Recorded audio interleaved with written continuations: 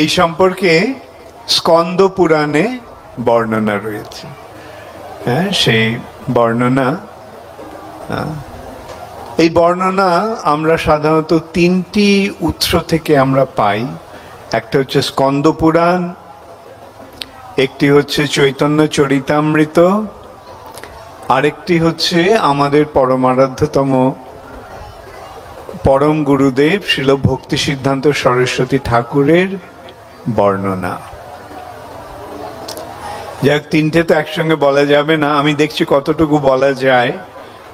এমনিতে আমি শুনলাম যে প্রোগ্রাম আধ ঘন্টা পিছিয়ে আছে, তো আধ ঘন্টা পিছিয়ে আছে, তো আমি যদি আরো দেরি করিয়ে দিই তাহলে তো আরো দেরি হয়ে যাবে।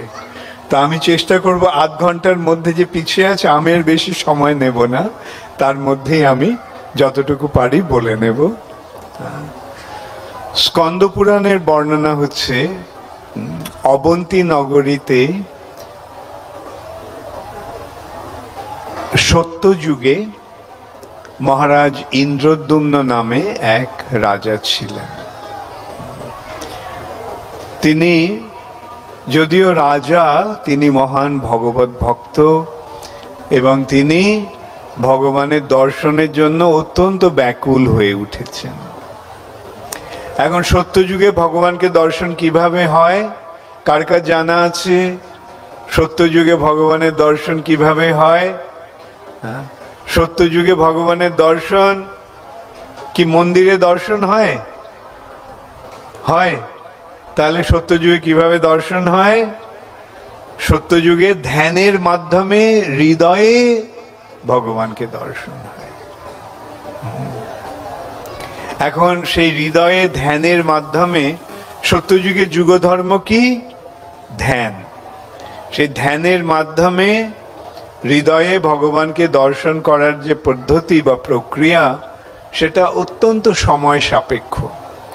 দীর্ঘকাল, মানে হাজার হাজার বছর এইভাবে ধ্যান করার মাধ্যমে অবশেষে ভগবানের কৃপার প্রভাবে হৃদয়ে ভগবানকে দর্শন সম্ভব হয়। তো ইন্দ্রদ্যুম্ন মহারাজের পক্ষে তার রাজ্য ছেড়ে ধ্যানের মাধ্যমে ভগবানকে দর্শন করা সম্ভব নয়। মন্ত্রীরা কিছুতেই তাকে রাজ্য ছেড়ে চলে যেতে দিচ্ছেন না। এদিকে রাজা ব্যাকুল হয়ে উঠেছেন ভগবানকে দর্শন করার জন্য। তখন একদিন এক তৈত্বিক ব্রাহ্মণ, মানে যে ব্রাহ্মণ তীর্থে তীর্থে ভ্রমণ করে বেড়ান, সেই এক ব্রাহ্মণ রাজসভায় এসে ঘোষণা করলেন যে নীলাদ্রি পর্বত, যা লবণ সমুদ্রের তীরে অবস্থিত, লবণ সমুদ্রের তীরে নীলাদ্রি পর্বতে নীলমাধব রূপে ভগবান বিরাজ করছেন। কিন্তু সেই নীলাদ্রি পর্বত কোথায় এবং সে সম্বন্ধে জানার আগেই সেই ব্রাহ্মণটি ওখান থেকে অন্তর্হিত হয়ে গেলেন। সেই ব্রাহ্মণকে আর দেখা গেল না। তখন কি করা যায়? তখন রাজা ঠিক করলেন, বিভিন্ন ব্রাহ্মণদের বিভিন্ন দিকে পাঠালেন সেই নীলাদ্রি পর্বতে নীলমাধব কোথায় আছে তা খুঁজে বার করার জন্য। তো কিছুকাল অনুসন্ধানের পরে সমস্ত ব্রাহ্মণেরা ফিরে এসেছে। কেবল ফিরে এলো না রাজার রাজপুরোহিত বিদ্যাপতি। এদিকে বিদ্যাপতি ঘুরতে ঘুরতে নীলমাধবের অন্বেষণ করতে করতে একটা শবর পল্লীতে এসে উপস্থিত হলেন। শবরেরা শবর হচ্ছে এই যেমন অন্তজ, বৈদিক হচ্ছে প্রথা হচ্ছে 4টি বর্ণের ভিত্তিতে, ব্রাহ্মণ, ক্ষত্রিয়, বৈশ্য, শূদ্র, এবং যারা এই 4টি বর্ণেরও নিচে আছে তাদের বলা হয় অন্তজ। অন্তজ। এই শবরেরা হচ্ছে অন্তজ, মানে বর্ণাশ্রম ধর্মের বৈদিক সংস্কৃতির বাইরে।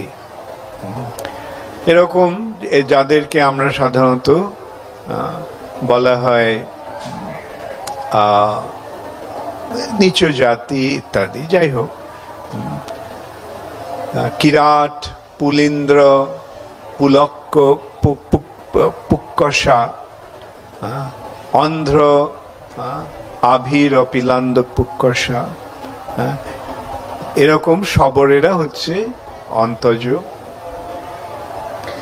কিন্তু এই শবর পথশ্রান্ত হয়ে, অত্যন্ত ক্লান্ত হয়ে বিদ্যাপতি সেই শবরপল্লীতে এসে পৌঁছেছে।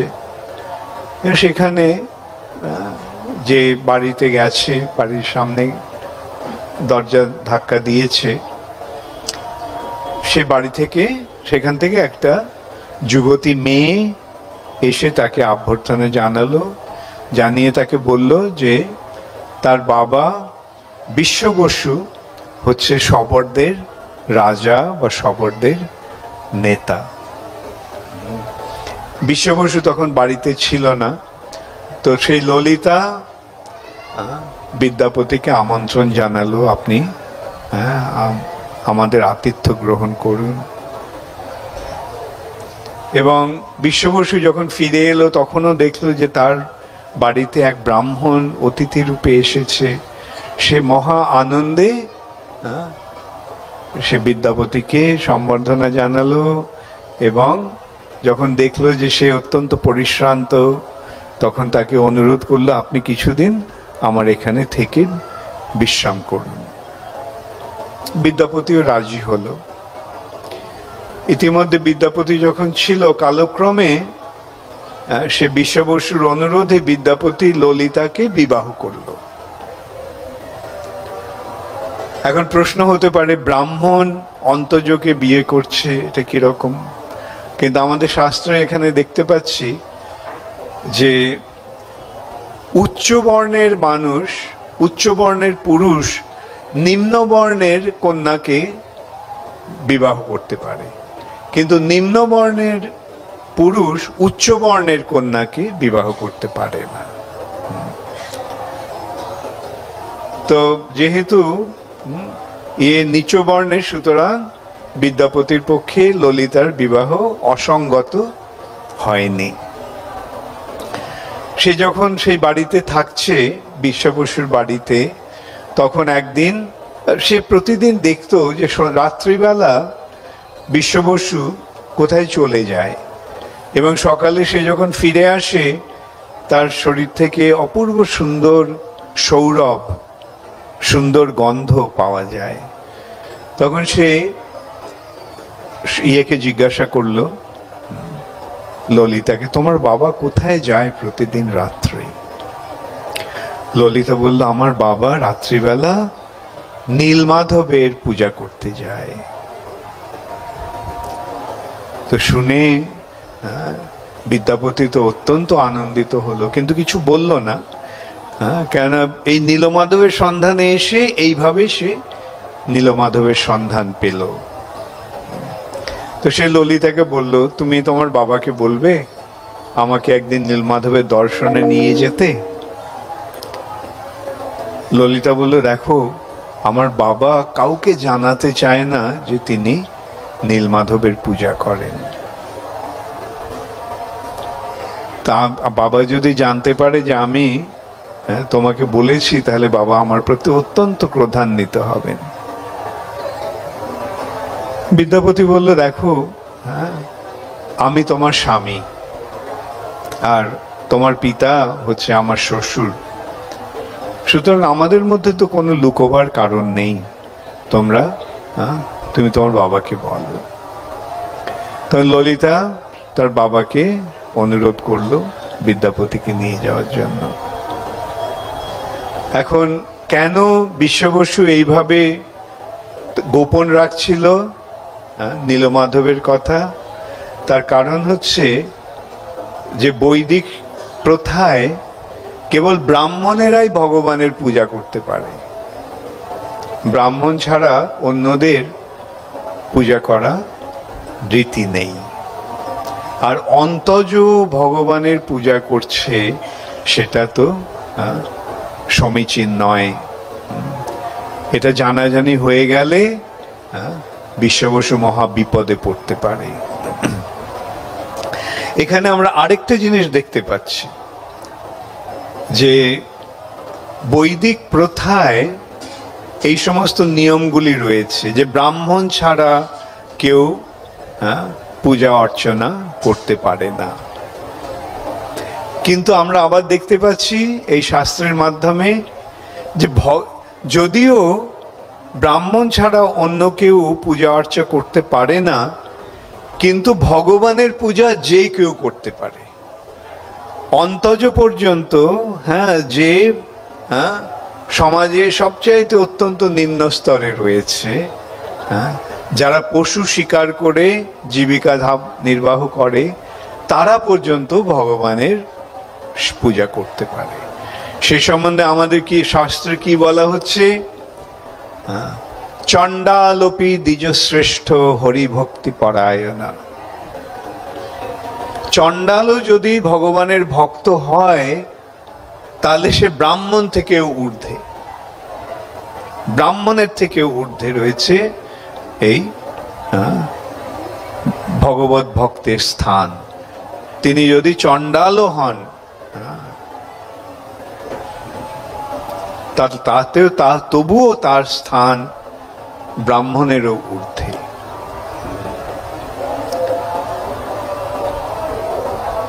তো এইভাবে আমরা শাস্ত্রের মাধ্যমে, বর্ণনার মাধ্যমে এই সমস্ত তত্ত্বগুলো আমরা পেয়ে যাচ্ছি।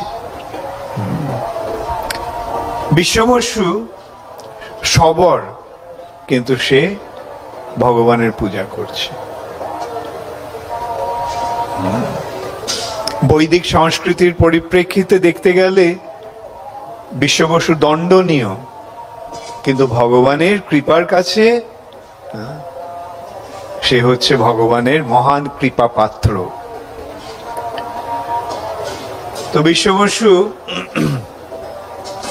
রাজি হলো বিদ্যাপতিকে নিয়ে যেতে একটা শর্তে,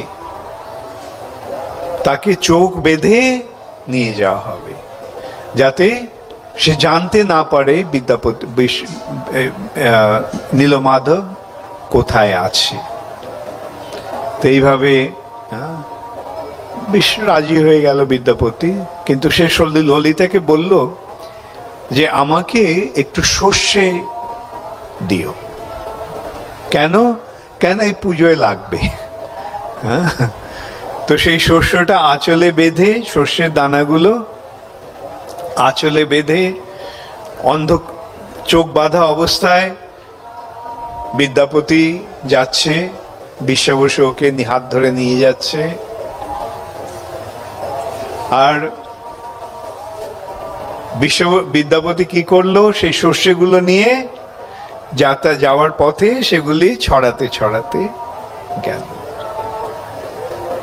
কেন করলো সেটা আমরা পরে দেখতে পাবো।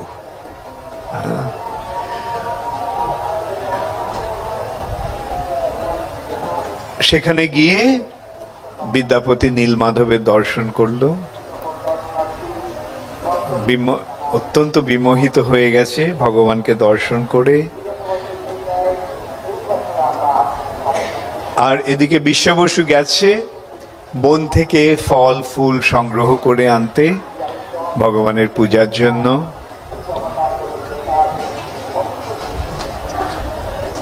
বিদ্যাপতি দাঁড়িয়ে ওখানে বসে আছে। হঠাৎ দেখলো যে ওখানে একটা পুকুর, সেই পুকুরের মধ্যে একটা কাক গাছ থেকে মরে গিয়ে কাকটা পুকুরের জলে পড়লো। আর জলে পড়া মাত্রই, জলে স্পর্শ হওয়া মাত্রই সেই কাকটি চতুর্ভুজ বৈকুণ্ঠ মূর্তি লাভ করে বৈকুণ্ঠে চলে গেল। বিদ্যাপতি তো আশ্চর্য হয়ে গেছে, যে এই স্থানটি এত পবিত্র, যে এই স্থানের জলটি এত পবিত্র যে সেই স্থানে জলের সংস্পর্শে আসার ফলে একটা কাক পর্যন্ত তার চিন্ময় চতুর্ভুজ রূপ প্রাপ্ত হয়ে ভগবত ধামে ফিরে গেল। তখন বিদ্যাপতি ভাবল, এই মহান সুযোগ আমি কেন ত্যাগ করব? আমিও আমার জীবন বিসর্জন দিয়ে আমি বৈকুণ্ঠ মুক্তি লাভ করি। কিন্তু তখন বিদ্যাপতি একটা আকাশবাণী শুনতে পেল।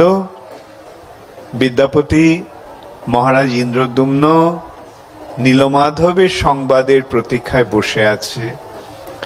এখন তো তোমার এইভাবে বৈকুণ্ঠে ফিরে যাওয়া উচিত নয়। তখন বিদ্যাপতি সংবরণ করলো, নিরস্ত হলো আত্মহত্যা করার থেকে। এদিকে বিশ্ববসু ফিরে এসে ভগবানের সেবার আয়োজন করছে। তখন বিশ্ববসু শুনতে পেল, বিশ্ববসু, আমি দীর্ঘকাল তোমার সেবা নিয়েছি, এখন আমি মহারাজ ইন্দ্রদ্যুম্নের সেবা গ্রহণ করব। ভগবানের প্রতি, নীলমাধবের প্রতি বিশ্ববসুর এতই হার্দিক আকর্ষণ, শোনা মাত্রই তার মনে হলো যেন তার সামনে সারা জগৎটা অন্ধকার হয়ে গেল। নীলমাধব তার সেবা ছেড়ে চলে যাচ্ছে। নীলমাধব এখন ইন্দ্রদ্যুম্ন রাজার সেবা গ্রহণ করবে। সে মনে করল যে এটা নিশ্চয়ই এই ব্রাহ্মণ বিদ্যাপতির চক্রান্ত। বিদ্যাপতির প্ররোচনায় নীলমাধব এখন ইন্দ্রদ্যুম্নের সেবা গ্রহণের প্রয়াসী হয়েছে। তখন সে অত্যন্ত ক্রুদ্ধ হয়ে সে সেই অভিযোগ আনলো বিদ্যাপতির কাছে। তুমি আমার নীলমাধবকে নিয়ে যাচ্ছ, এটা আমি কখনো হতে দেব না। আমি তোমাকে প্রাণে মেরে ফেলতাম যদি তুমি আমার জামাতা না হতে। তো আমি তোমাকে মারবো না, তবে আমি এখানে তোমাকে বেঁধে রেখে ফেলে যাচ্ছি, বন্য পশুরা এসে তোমাকে তোমার সদ্ব্যবহার করুক। এই বলে তাকে ওখানে বেঁধে রেখে সে বাড়ি ফিরে গেছে। একা ফিরে আসতে দেখে ললিতা তাকে জিজ্ঞাসা করলো, বাবা, তোমার জামাই কোথায়? বিশ্ববসু তখন সমস্ত ঘটনা তাকে বলল। যাই হোক, ললিতা তো তার পত্নী। তো ললিতা তখন আর্তনাদ করতে করতে বিদ্যাপতিকে খুঁজতে চলে গেল এবং অবশেষে সে জঙ্গলের মধ্যে বিদ্যাপতিকে খুঁজে পেল এবং তাকে সেই বন্ধন মোচন করে দিল এবং তখন বিদ্যাপতি ফিরে চলে গেল অবন্তী নগরীতে মহারাজ ইন্দ্রদ্যুম্নকে খবর দেওয়ার জন্য। মহারাজ ইন্দ্রদ্যুম্ন সেই খবর পেয়ে সৈন্য সামন্ত নিয়ে এসেছেন নীলাদ্রি পর্বতে নীলমাধবকে দর্শন করার জন্য। ইতিমধ্যে সেই শস্যের দানাগুলি শস্য গাছে পরিণত হয়ে গেছে। সেই গাছগুলো দেখে দেখে বিদ্যাপতি তার নীলমাধবের মন্দিরে পৌঁছলো, কিন্তু সেখানে গিয়ে দেখলো যে নীলমাধব নেই। ইন্দ্রদ্যুম্ন ভাবলো এই নিশ্চয়ই বিশ্ববসুর কাজ, সে নিশ্চয়ই নীলমাধবকে কোথাও লুকিয়ে রেখেছে। তো জিজ্ঞাসা করলো, কোনো উত্তর পেল না। তখন সে সারা গ্রামটাকে অবরোধ করলো যাতে তারা এইভাবে নির্যাতিত হয়ে, অর্থাৎ কোন রকম আহার এবং বস্ত্রের সংসার না করতে পেরে তারা অবশেষে স্বীকার করবে নীলমাধবকে তারা কোথায় লুকিয়ে রেখেছে। কিন্তু বিষ্ণুবটুও জানে না কোথায় নীলমাধব গেছে। তাই একদিন রাত্রে মহারাজ ইন্দ্রদ্যুম্ন স্বপ্নে দর্শন পেলেন যে নীলমাধব বলছেন, ইন্দ্রদ্যুম্ন তুমি আমার নীলমাধব রূপে তুমি আমাকে আর দর্শন করতে পারবে না। এই রূপ অন্তর্হিত হয়ে গেছে, এই রূপ বৈকুণ্ঠে ফিরে গেছে। তবে আমি একটা কাঠ রূপে ভেসে এসেছি।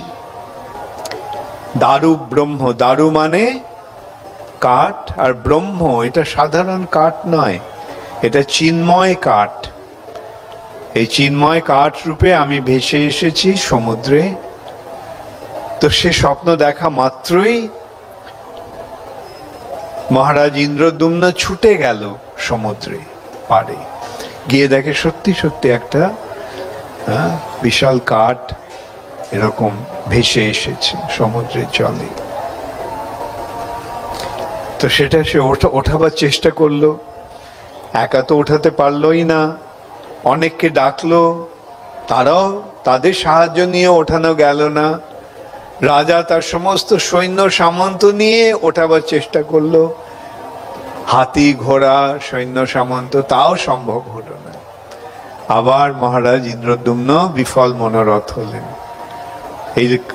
এই কাঠের থেকে ভগবানের বিগ্রহ করার নির্দেশ এসছে, কিন্তু কাঠটাকে তো তোলাই যাচ্ছে না জল থেকে। তখন আবার ইন্দ্রদ্যুম্ন স্বপ্নে দর্শন পেলেন, নির্দেশ পেলেন যে এই কাঠটি যদি, এই কাঠের একটা প্রান্ত বিশ্ববসু ধরে, আরেকটা প্রান্ত বিদ্যাপতি ধরে, তাহলে এই কাঠটা তারা তুলতে পারবে।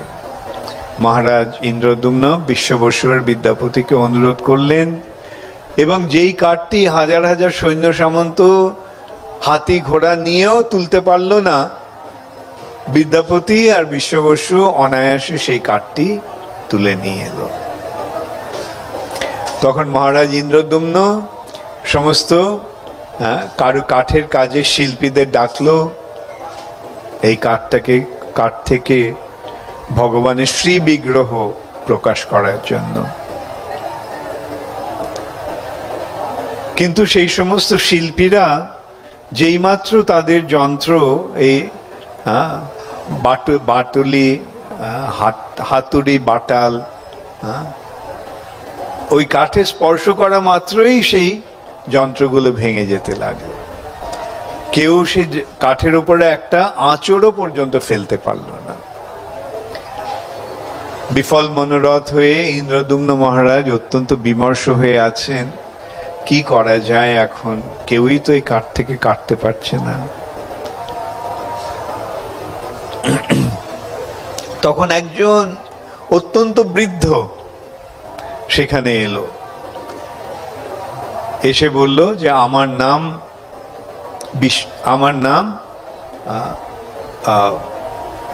বিষ্ণু শর্মা, আমি এই কাঠটি থেকে এই ভগবানের বিগ্রহ প্রকাশ করব।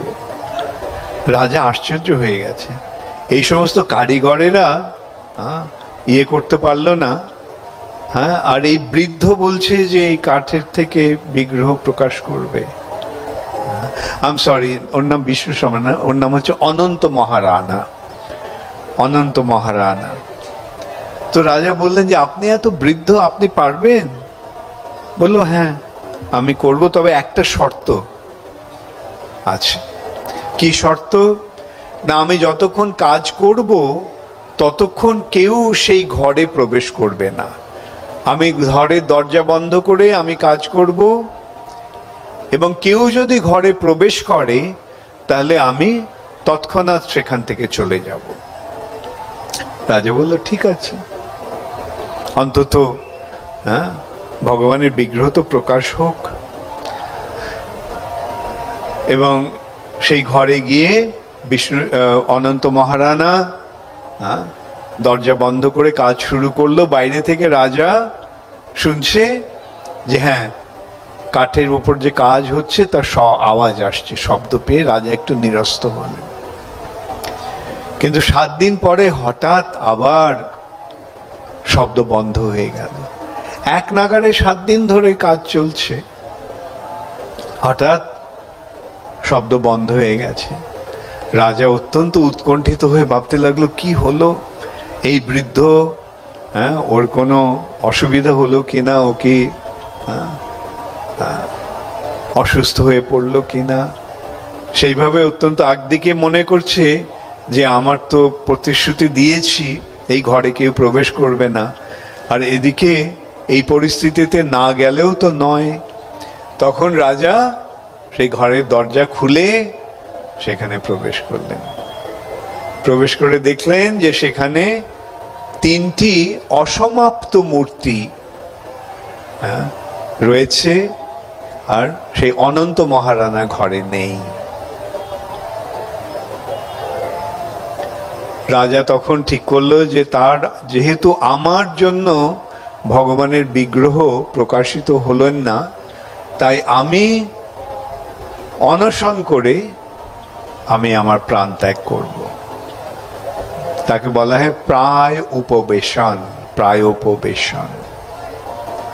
তো রাজা প্রায় উপবেশনে বসে আছেন, অন্ন জল কিচ্ছু গ্রহণ করছেন না। এইভাবে তিনি তার দেহ ত্যাগ করবেন। 3 দিন পরে রাজা স্বপ্নে দেখলেন যে ভগবান তাকে বললেন, স্বপ্নে নির্দেশ দিলেন, ইন্দ্রদ্যুম্ন, এটা আমার অসম্পূর্ণ রূপ নয়, এটা মনে করো না যে এটা আমার এই রূপটি অসম্পূর্ণ। এই রূপে আমি বৈকুণ্ঠে নিত্য বিরাজমান, এটি আমার নিত্য সচ্চিদানন্দ বিগ্রহ। তুমি এই রূপেই আমাকে পূজা করো, এই রূপেই আমাকে স্থাপন করে আমার আরাধনা করো। তখন ইন্দ্রদ্যুম্ন সেই এর আয়োজন করলেন।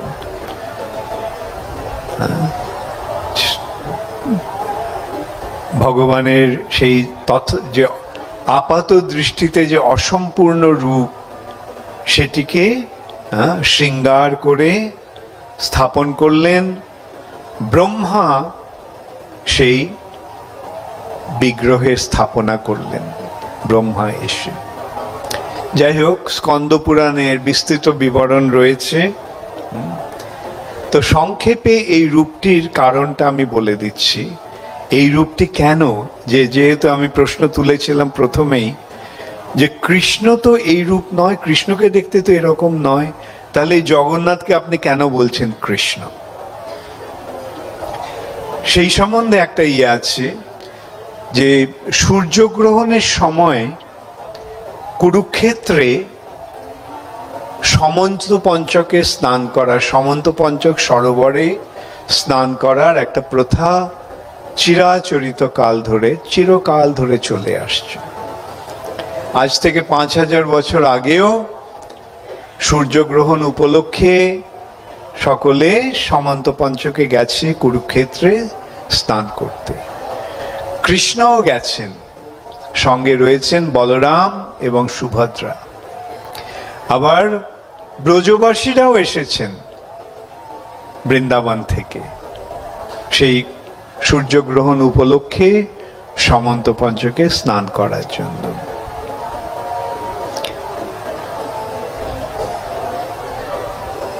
সূর্যগ্রহণ হয়ে গেছে, সমন্ত পঞ্চকে স্নান হয়ে গেছে। পরের দিন যখন সকলে যাওয়ার উদ্যোগ করছে, ব্রজবাসীরা তখন শুনতে পেল যে কৃষ্ণ কুরুক্ষেত্রে এসেছে। শোনা মাত্রই তো তারা কৃষ্ণকে দর্শন করার জন্য ছুটে গেলেন। 100 বছর ধরে তারা কৃষ্ণকে দর্শন করেননি। কৃষ্ণকে অক্রূরে যখন নিয়ে যায়, কৃষ্ণ তাদের প্রতিশ্রুতি দিয়েছিলেন যে আমি শীঘ্রই ফিরে আসব, কিন্তু 100 বছর অতিক্রান্ত হয়ে গেছে, কৃষ্ণ ফিরে আসেনি। তখন যে ব্রজবাসীদের কি অবস্থা হয়েছিল তার বর্ণনা আমাদের শাস্ত্রে রয়েছে, বিশেষ করে শ্রীমদ্ ভাগবতে খুব সুন্দরভাবে রয়েছে। সে সম্বন্ধে বলা হচ্ছে যে ব্রজ গোপিকারা তারা নিমেষ মাত্র কৃষ্ণের অদর্শন সহ্য করতে পারত না। যে নিমেষ মানে চোখের যখন পলক পড়ে, এই যে ক্ষণিকের জন্য যে কৃষ্ণকে দর্শন করতে পাচ্ছেন না, সেই জন্য তারা ব্রহ্মাকে তিরস্কার করেছিলেন যে তুমি কি একটা শরীর তৈরি করেছো যেই শরীরে পলক পড়ে, আর সেই পলক পড়ার জন্য আমরা কৃষ্ণকে দেখতে পাই না সেই ক্ষণিকের জন্য। সেই গোপিকারা 100 বছর কৃষ্ণের দর্শন পায়নি। তাই তারা যখন শুনতে পেলেন যে কৃষ্ণ এসেছেন কুরুক্ষেত্রে, তখন তাদের যে কি অবস্থা হয়েছিল সেটা আমরা সহজেই অনুমান করতে পারি। তারা ছুটে গেছেন কৃষ্ণকে দর্শন করার জন্য।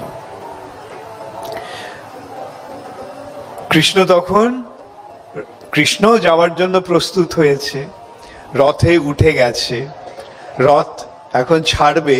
সেই সময় ব্রজবাসীরা সেখানে এসে উপস্থিত হলেন। একদিকে কৃষ্ণকে দর্শন করে তাদের খুব আনন্দ হলো, কিন্তু রাধারানীর মনটা সন্তুষ্ট হলো না। রাধারানীর মনে মনোভাব, এই কি কৃষ্ণ? এ তো আমাদের কৃষ্ণ নয়। আমার যে কৃষ্ণ সে তো গোপবালক, রাখাল, আর এ তো রাজকুমার। আমার কৃষ্ণের মাথায় ময়ূরের পাখা, আর এর মাথায় রাজমুকুট। আমার কৃষ্ণের হাতে বাঁশি, আর এই কৃষ্ণের হাতে ধনুক বাণ তলোয়ার। আমার কৃষ্ণের গলায় বনফুলের মালা, এর গলায় কণ্ঠহার।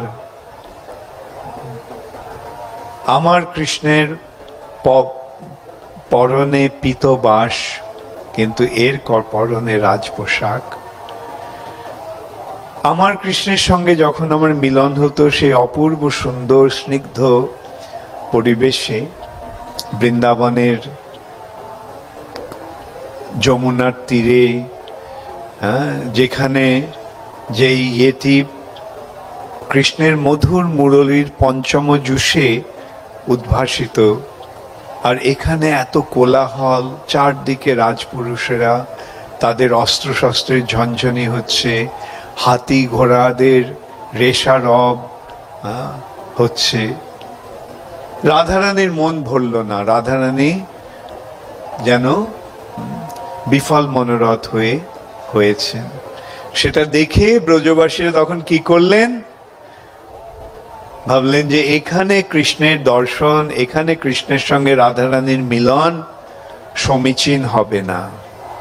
তাই তারা কৃষ্ণের রথ, ঘোড়া শহর কৃষ্ণের রথ ধরে টানতে টানতে সেই রথ নিয়ে চললেন বৃন্দাবনের দিকে। আর সঙ্গে বলরাম রয়েছে। বলরামও তো তাদেরই একজন সঙ্গী। আর দুই ভাইকে যদি নিয়ে যাওয়া হয় তাহলে তো বোনকেও তো একলা ফেলে রেখে যাওয়া যায় না। তাই তার রথ থেকেও তারা টানতে টানতে এইভাবে কৃষ্ণের রথ, বলরামের রথ, সুভদ্রার রথ তারা টানতে টানতে নিয়ে চললেন বৃন্দাবনে। সেই বৃন্দাবনে রাধারানীর সঙ্গে কৃষ্ণের মিলন ঘটানোর জন্য। আর এদিকে কৃষ্ণ এত দীর্ঘকাল পরে এই ব্রজবাসীদের, তার অন্তরঙ্গ সঙ্গীদের দর্শন করে তারও এত আনন্দ হলো যে তার মুখ এক অপূর্ব সুন্দর হাসিতে উদ্ভাসিত হলো।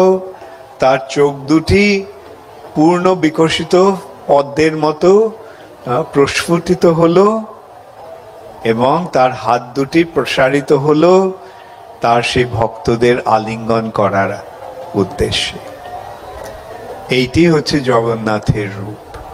কৃষ্ণ এই জগন্নাথ, এই রূপে তিনি তার ভক্তদের সান্নিধ্য পেয়ে, ভক্তদের সান্নিধ্য লাভ করে তিনি আনন্দে আকুল হয়ে উঠেছেন এবং সেই ভক্তদের আলিঙ্গন করার জন্য তিনি